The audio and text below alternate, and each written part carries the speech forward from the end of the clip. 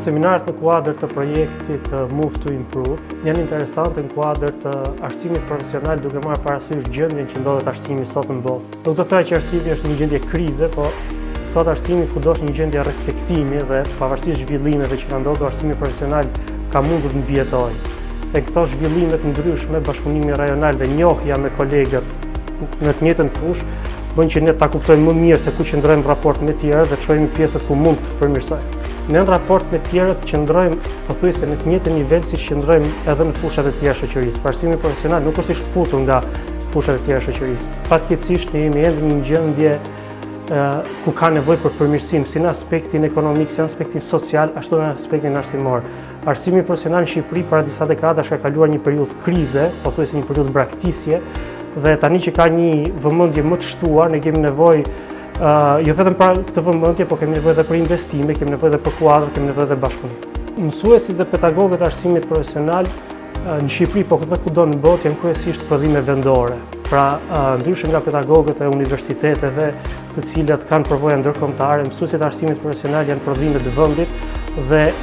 bashkëpunimet, njohjet, mobilitetet të tilla i shërbejnë shumë për të mësuar në ato aspekte të cilat nuk kanë pasur mundësi të mësojnë këtu, por edhe për të ballafaquar aftësitë dhe dijenjtë e tyre me ata të kolegëve të tyre.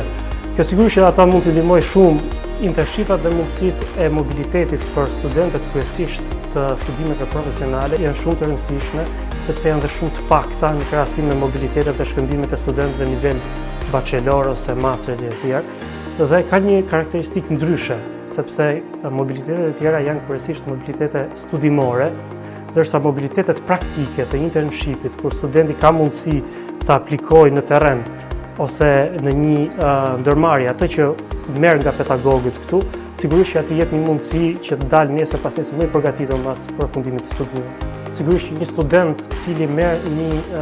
nismë të tillë për të shkuar për të bërë një internship, një praktik jashtë,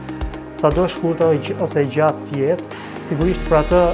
nuk është vetëm një mundësi për të marrë një uri, por është një mundësi edhe për të ballafaquar veten me sfida të reja dhe me aftësi të reja.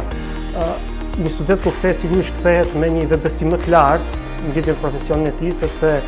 kur ai mund t'ia dalë të bëjë një praktikë atje në një vend tjetër, një gjuhë tjetër, në një nivel që presupozohet më i lartë se niveli këtu, sigurisht ai kur kthehet pra me një vetbesim tjetër, me disa aftësi më të mira dhe shërben edhe si le të themi katalizator ose nxitës edhe për studentët e tjerë për të ndërmarrë një rrugtim.